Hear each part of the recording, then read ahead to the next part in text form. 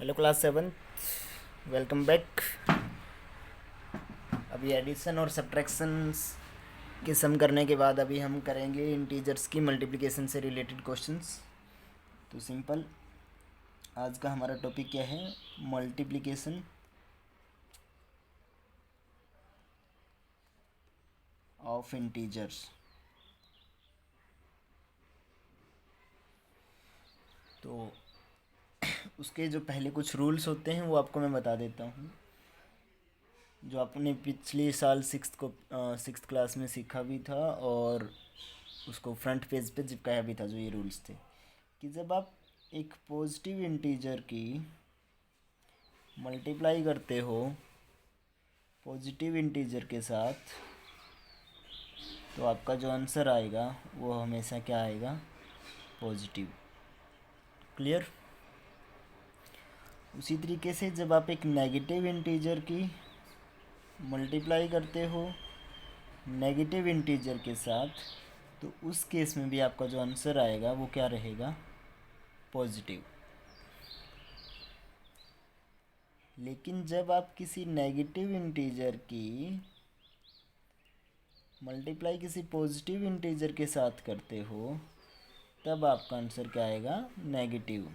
अब वो चाहे पॉजिटिव शुरू में है और बाद में नेगेटिव है, या फिर पहले नेगेटिव और फिर पॉजिटिव, मतलब कैसा भी है। यानी कि कहने का मतलब क्या हो गया कि एक पॉजिटिव और दूसरा अगर नेगेटिव है, तो उस केस में आपका आंसर क्या आएगा?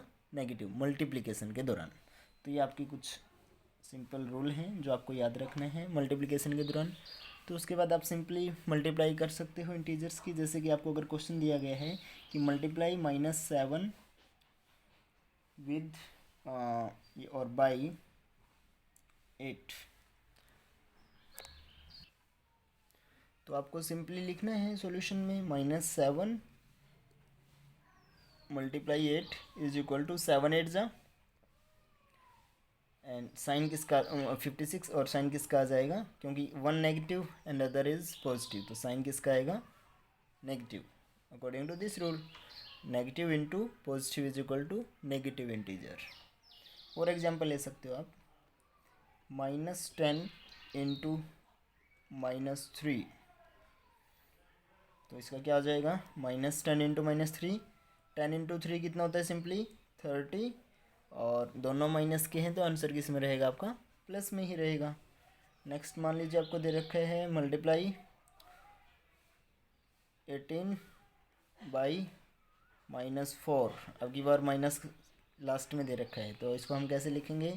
18 मल्टीप्लाई -4। अगर आप ऐसे लिख रहे हो तो ये गलत है, ऐसे नहीं लिख सकते, क्योंकि दो साइन इकट्ठा नहीं आएंगे, तो इसलिए हमें इसके ऊपर क्या लगाना पड़ेगा?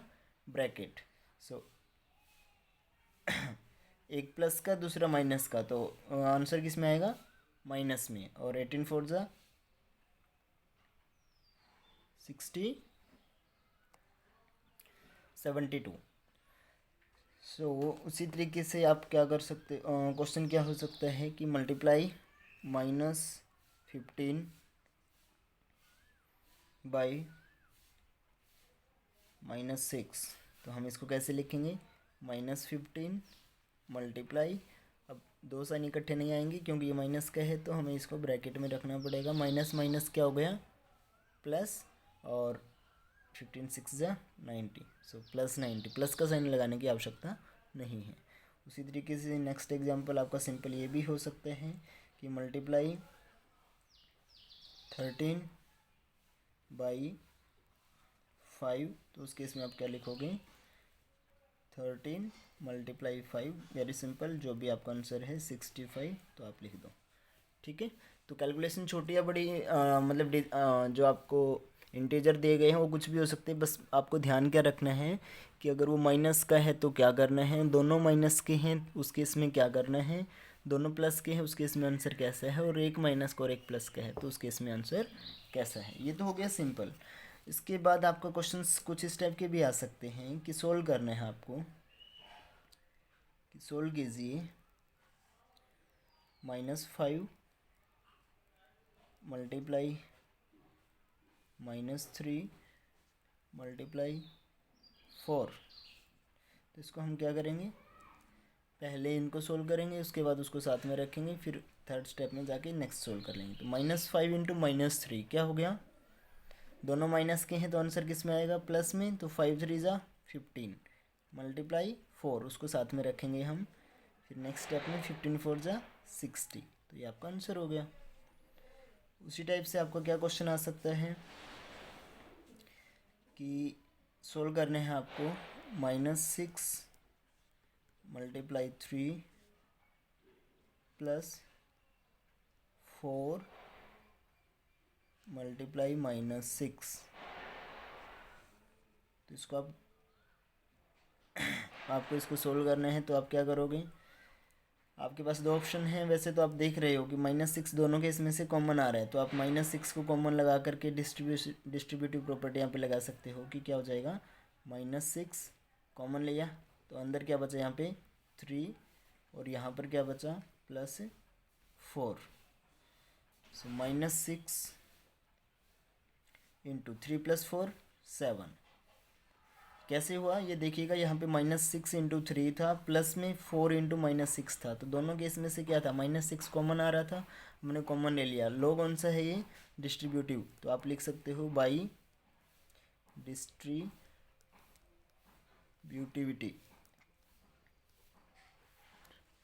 तो यहाँ से सिंपली आपका आंसर कितना आ जाएगा, 6 इंटू 7 कितना होता है 42, और एक माइनस का एक प्लस का, तो आंसर किस में आएगा, माइनस में। या फिर आप इसी क्वेश्चन को सोल्व कर सकते हो दूसरे तरीके से भी।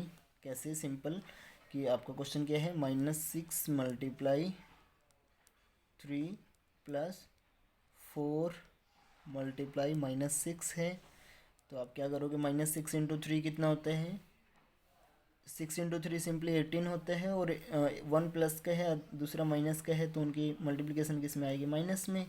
उसी तरीके से प्लस नेक्स्ट 4 6 ज़ा 24 होता है, लेकिन 1 एक प्लस का है दूसरा इंटीजर माइनस का, तो आंसर किस में आएगा, माइनस में। तो उसको ब्रैकेट में लिखना पड़ेगा क्योंकि आपने पहले प्लस लगा दिया था।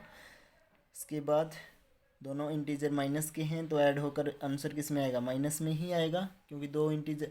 अब यहाँ पे कंफ्यूज होने की आवश्यकता नहीं है कि यहाँ पर तो मैंने आपको बताया है माइनस इंटू माइनस प्लस होता है, और यहाँ पे हम -18 प्लस -24 को माइनस में लिख रहे हैं, क्योंकि यहाँ पे क्या है, एडिशन है, और ये क्या है, मल्टीप्लिकेशन के बारे में बताया गया। तो जब दोनों इंटीजर किसके होते हैं, नेगेटिव होते हैं, तो आंसर किस में आता है, नेगेटिव में ही आता है इन केस ऑफ एडिशन। तो 18 + 24 कितना हो जाएगा, 42। क्लियर, आपकी मर्जी है, आप ये स्टेप कीजिए या ये स्टेप कीजिए। वैसे ये बेटर है क्योंकि आपको अपग्रेड होना है, ये तो आप पिछली क्लास में भी सीख गए थे, तो अब आपने ये नया सीखा है, तो इस तरीके से सोल्व करने की कोशिश कीजिए उन क्वेश्चंस में जहाँ पर अगर कोई चीज़ कॉमन आ रही है तो। Clear, okay then bye. आज का यही है आपका कि आपको मल्टीप्लिकेशंस के सम मिलेंगे, साफ साफ लिख करके आपको फिर कॉपी में करने हैं। बस ध्यान रहे कि आप जो साइन यूज़ कर रहे हो वो आपका करेक्ट होना चाहिए। बाय बच्चों।